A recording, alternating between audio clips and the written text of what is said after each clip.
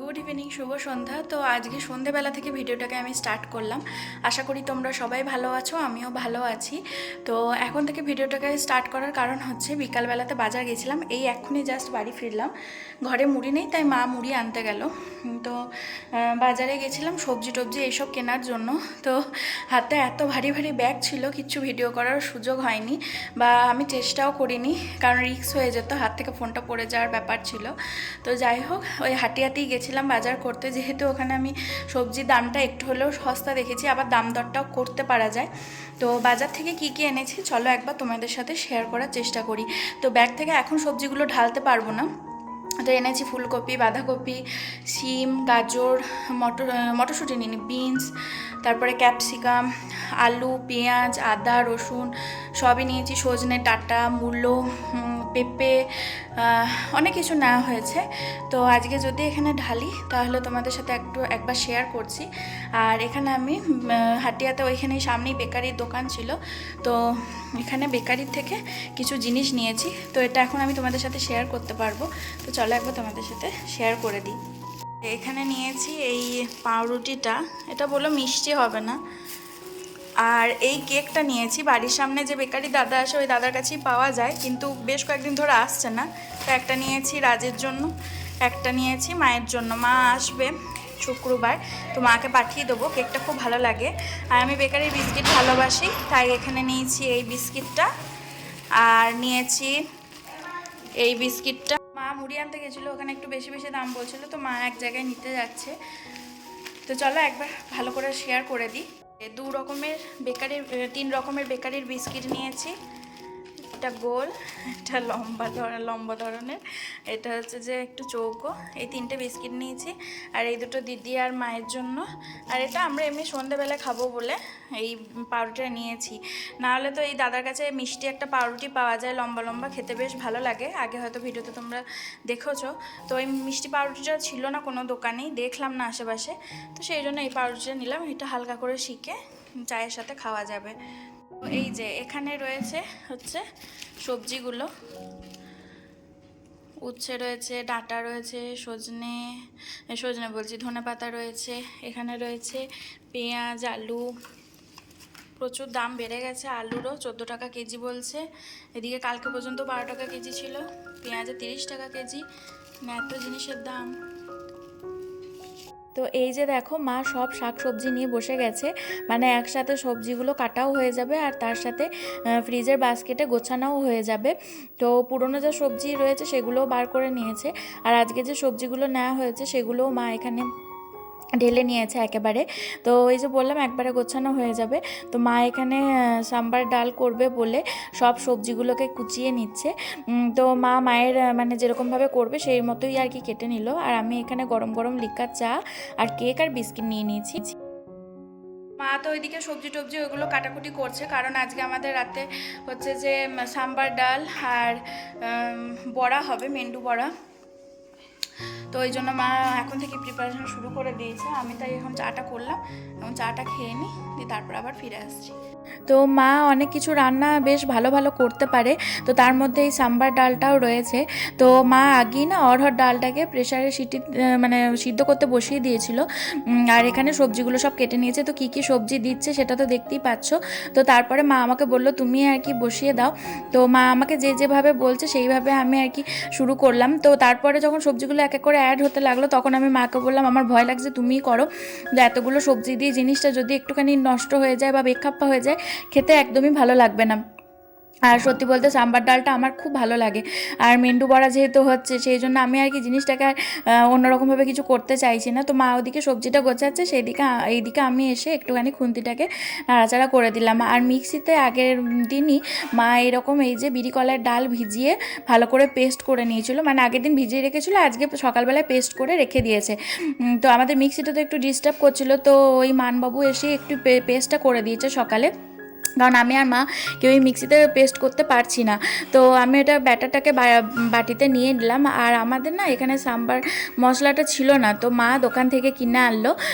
তো আমি ভাবছিলাম যে এখানে পাওয়া যাবে কি না। তো যেহেতু নন বেঙ্গলি এলাকা, বুঝতেই পারছো সামনের দোকানে আর কি সব রকম মশলাই রাখে। তো সব মশলা মানে সবজিগুলো কষানো হয়ে গেছে। তো তারপরে মা এক এক করে যা যা মশলা লাগে সেগুলো দিয়ে দিল, আর সাম্বার মশলাটাও অ্যাড করে দিল। তো আমাদের এখানে হাতের কাছে না ডাল ঘাটাটা ছিল না, তো সেই জন্য একটু প্রবলেম হলো। তো সব এদিকে ডালটাও সিদ্ধ হয়ে গেছিলো, আর ওদিকে সবজিগুলো সব সিদ্ধ হয়ে গেছিলো। শুধু প্রেশারে দিয়ে একটা না দুটো সিটি আর কি দিতে হয়েছিল, আমার ঠিক খেয়াল হচ্ছে না। তো ডাল ঘাটাটা থাকলে ভালো করে সবজিগুলো স্ম্যাশ করে দিতাম, কিন্তু সবজিগুলো গোটা গোটা ছিল বলে সেটাতেও কোনো অসুবিধা হচ্ছিল না, খেতে কিন্তু বেশ ভালোই লাগছিল। তো মা সাম্বার ডালটা করলো, আর মা বললো যে মেন্ডু বড়াটা আজকে একটু অন্যরকমভাবে করবে। মা ইউটিউবে ভিডিওতে দেখেছে, তো কীভাবে করবে চলো সেটাও একবার তোমাদের সাথে শেয়ার করি। তো এই তো গরমকাল আসছে, আমি মাকে বলছি মাঝে মধ্যেই সাম্বার ডাল খাবো, আর দই বড়া এগুলো তো মানে চলতেই থাকবে, লস্যি টস্যি। তো এইখানে দেখো মা ব্যাটারটার সাথে কি কি অ্যাড করলো। মা এখানে মেন্ডু বড়ার জন্য ব্যাটারটাকে নিয়ে নিয়েছে, ভালো করে ফেটিয়ে নেওয়ার পর এর মধ্যে দিয়েছে গোলমরিচ গুঁড়ো, গোটা জিরে, হিং, আর দিয়েছে স্বাদ অনুসারে লবণ, আর এখন দেবে লঙ্কা কুচি করে, আর দেবে আদা কুচি।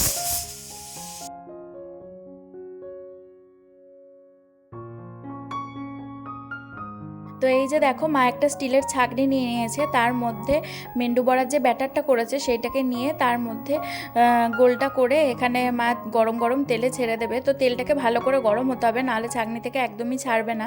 তো মা প্রথম কয়েকটা বড়া তো এইভাবেই ভাজছিল, তারপরে মা হাতে করেই করে নিচ্ছিল, কারণ প্রথম বেশ কয়েকটা বড়া ঠিকঠাকভাবে ভাজা হওয়ার পরও দেখলাম যে ছাঁকনিটার তলাতে ভালোভাবেই মানে লেগে যাচ্ছিলো ডালটা। তো সেই ডালটা আবার ফ্রাই হয়ে যাচ্ছিলো, তো সেই জন্য না ঠিক করে হচ্ছিল না মাঝের দিকটা।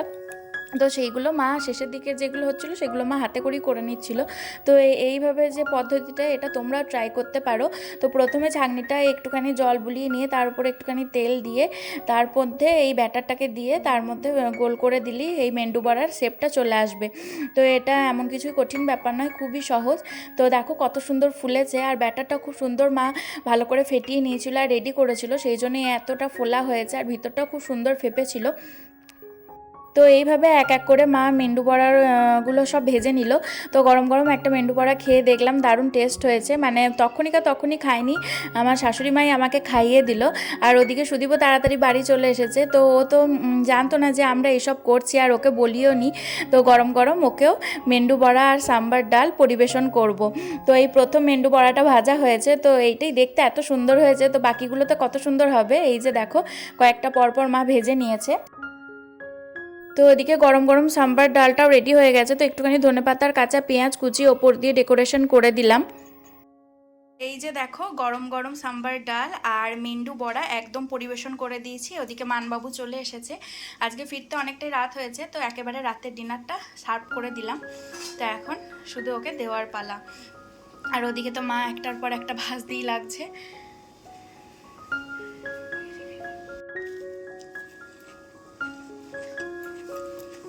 দারুণ ভালো, ডালটি হলো পারফেক্ট।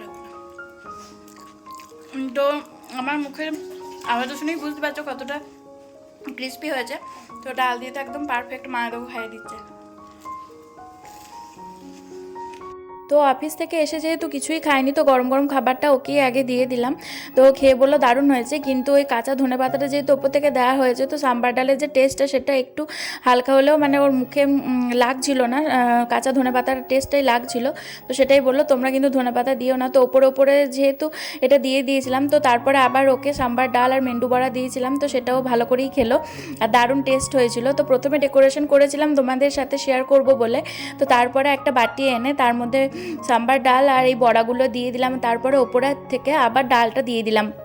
তো যেহেতু মেন্ডু বড়া বা সাম্বার ডাল এইভাবেই খায় আর এইভাবেই টেস্টি লাগে, তো এইভাবেই দিয়ে দিলাম।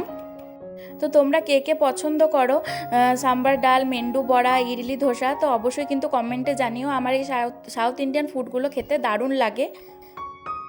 তো আমার বাপের বাড়ির ওদিকে তো এগুলো পাওয়া যায় না, খেতে হলেও কাটোয়াতে যেতে হয়, মানে পরের স্টেশনে গিয়ে তারপরে সন্ধে ছাড়া এই খাবারগুলো পাওয়াও যায় না।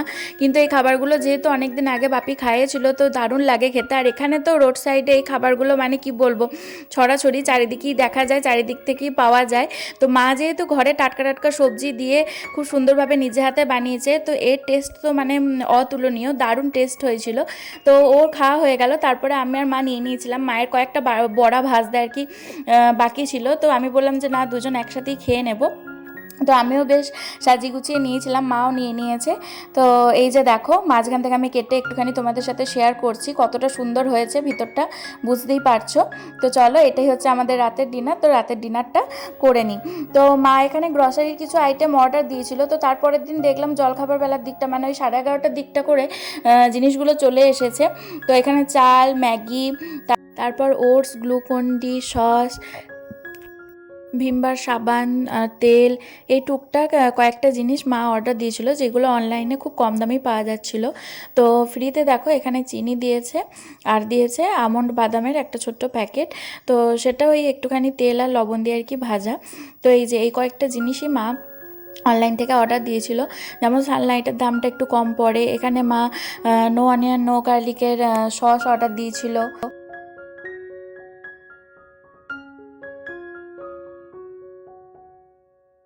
Good morning, welcome back to my channel. আশা করি তোমরা সবাই ভালো আছো, আমিও ভালো আছি। আজকে হচ্ছে শুক্রবার, 9:50 বেজে গেছে। আমি আর মা তাড়াতাড়ি রান্না বান্না সব কমপ্লিট করে নিয়ে সুদীপকে খাইয়ে টিফিন পাঠিয়ে এখন আমরা বেরিয়ে পড়েছি, কারণ আজকে আমার মা আসছে।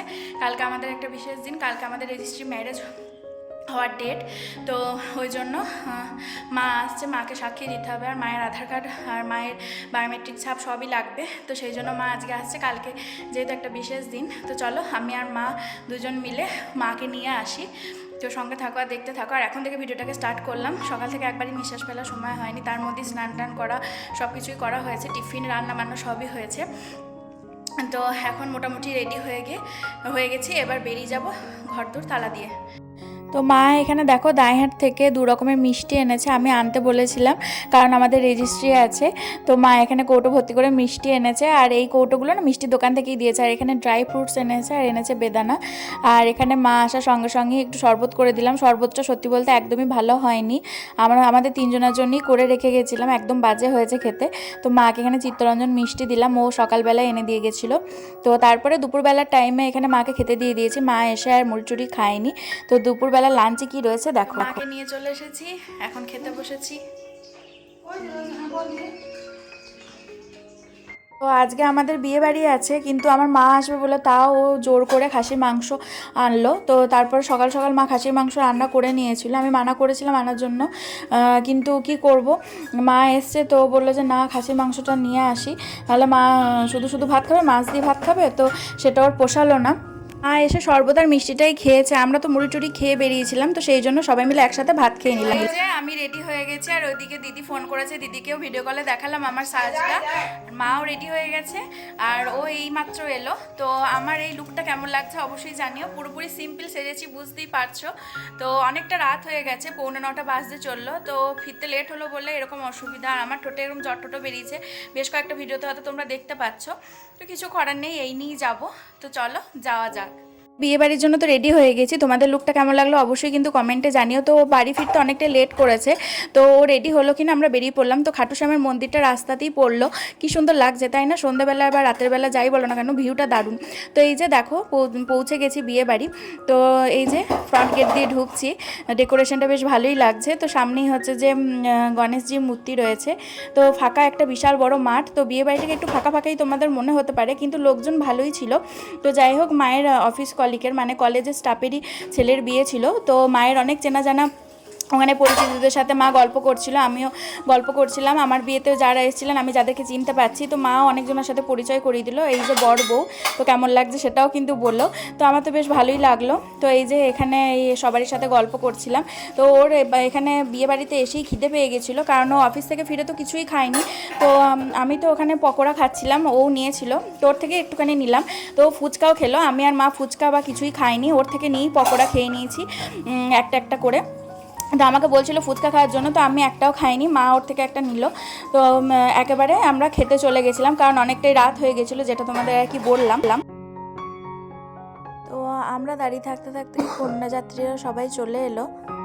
তো আজকেও জানো তো শাড়িটা নিজে নিজে পরার চেষ্টা করেছিলাম, কিন্তু ঠিকঠাক পারিনি। মা একটু হেল্প করে দিল, মানে আমার শাশুড়ি মাই। আর আমার শাশুড়ি মাই ভালো শাড়ি টাড়ি পরাতে পারে, আর আমার দিদিও মানে ননদ। কিন্তু আমার নিজের মা কিন্তু শাড়ি টাড়ি এসব ঠিকঠাক পরাতে পারে না।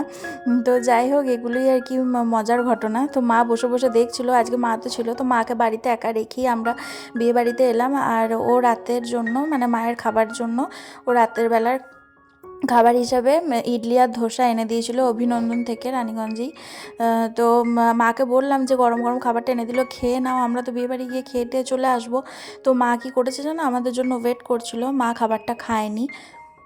আমরাও একটু ঘোরাঘুরি করার পর, একটু সবার সাথে কথাবার্তা বলার পর খেতে বসে পড়লাম। ফাঁকাই ছিল, একটু ফাঁকা ফাঁকা ছিল। তারপরে তো কন্যাযাত্রীরা এলো, তারপরে রাত বাড়ার সাথে সাথে আরও ভিড়টির বাড়লো। তো এই হচ্ছে পরপর মেনু, তোমরা দেখে নাও। তো রান্নাবান্না খুব ভালো হয়েছিল। আমি, মা আর মানবাবু একটা টেবিলেই বসেছিলাম। তো আমরা একটা টেবিলই খুঁজছিলাম, কিন্তু প্রথম দিকে পাওয়া যাচ্ছিল না, তারপর একটু এগিয়ে এসেই ফাঁকা ফাঁকা পেয়ে গেলাম। তো এখানে এই পুদিনা পাতা ধনে পাতা চাটনির সাথে ছিল ভেটকি মাছের কাটলেট, তারপর পোলাও, খাসির মাংস, ফুলকপি আলুর রোস্ট, তারপরে হচ্ছে যে চানা মশলা, কড়াইশুঁটির কচুরি, মিষ্টি দই, পাঁপড়, দই বলছি, সন্দেশ, রসগোল্লা সবই ছিল। তো যাই হোক, মোটামুটি সবাই মিলে একসাথে ভালোই খাওয়া দাওয়া করলাম। তো আমাদের আজকে দুবেলা খাসির মাংস খাওয়া হয়ে গেছে। ওবেলাতেও মা আমাকে বেশি বেশি খাসির মাংস দিয়ে দিয়েছিলো, যেটুকুই ছিল। তো আমি কি করেছি জানো তো, আমি রাতের বেলায় বেশি খাসির মাংস সব খাইনি, যেটুকু পড়েছিল ওকে একটু দিয়ে দিলাম বেশি বেশি। তো আমার একটু ভুলও হলো, কারণ বাড়ি এসে রাতের দিকে দেখলাম যে ও খুব ঘামতে শুরু করেছে। তো সত্যি এখন মানুষের বুঝে শুনে খাওয়াই ভালো। আমরা অনেক সময় বেশি বেশি খাওয়া দাওয়া করে ফেলি, বিশেষ করে মটন টাইপের জিনিসগুলো, যেগুলো আমাদের শরীরে আর কি ক্ষতি করে। তো আজকে আমার খুব ভুল হয়েছিল, সেটা আমি রাতের বেলায় বাড়ি ফিরে বুঝতে পারলাম। তো যাই হোক, খাওয়া দাওয়া করে নিলাম গল্প করতে করতে। তো খেতে খেতেও অনেকজনের সাথে আর কি দেখা সাক্ষাৎ হচ্ছে, তো তাদের সাথেও গল্পগুজব করছিলাম। তো নতুন জায়গায় নতুন নতুন মানুষের সাথে পরিচিতি আর কি বাড়াতে হচ্ছে, চেনা পরিচয় করেও নিতে হচ্ছে, কারণ না হলে পথে চলাই যাবে না যদি সেরকম কাউকে চিনতেই না পারি, বুঝতেই না পারি। তো মাও সব চিনিয়ে দিচ্ছে, যেহেতু মা কলেজে ছিল। তো মা রানীগঞ্জের কি বলবো, অর্ধেকের বেশি মানুষকে আর কি চেনে, এরকমই বলতে পারো। তো যাই হোক, তো এই যে খাবার দাবার আর কি শেষের দিকে। তো এবার খেয়েটে আমরা একটুখানি দাঁড়িয়েছিলাম, ওরও অনেক পুরনো বন্ধু বান্ধবদের সাথে দেখা হচ্ছিল, তাদের সাথে গল্পগুজব করছিল। আর এই যে এই সন্দেশটা, এটা খুব টেস্টি ছিল খেতে, জানো তো। আর বিয়েবাড়িতে আজকে আইসক্রিমও ছিল, যেটা মানবাবু তো একদমই খায় না, কিন্তু আমি আর মা নিয়েছিলাম, ও নেয়নি। তো আমি সন্দেশটা খাওয়ার পরে বসে বসে ওখানেই আইসক্রিমটা খেয়ে নিয়েছিলাম, আমি আর আইসক্রিমটাকে হাতে ধরে নিয়ে আসিনি। তো মায়েরই আর এক কলিগ 4 চাকা মানে গাড়ি নিয়ে গেছিলো ওর ফ্যামিলি নিয়ে, ওই কাকুর। তো ওনারাই বললেন যে আমাদের সাথেই চলে চলো। তো ওই কাকুর বাড়ি আমাদের পাড়াতেই। তো ভালোই হলো, আর রাতের দিকে এখানে টোটোও পাওয়া যাচ্ছিলো না। তো তোমাদের ওভারঅল ভিডিওটা কেমন লাগলো অবশ্যই জানিও। Bye bye.